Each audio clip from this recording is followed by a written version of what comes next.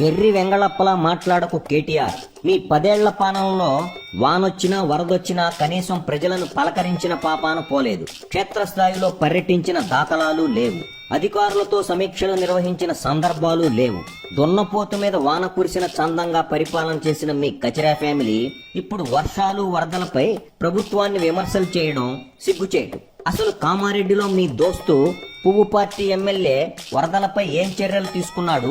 అసలు ఎక్కడ దాక్కున్నాడు?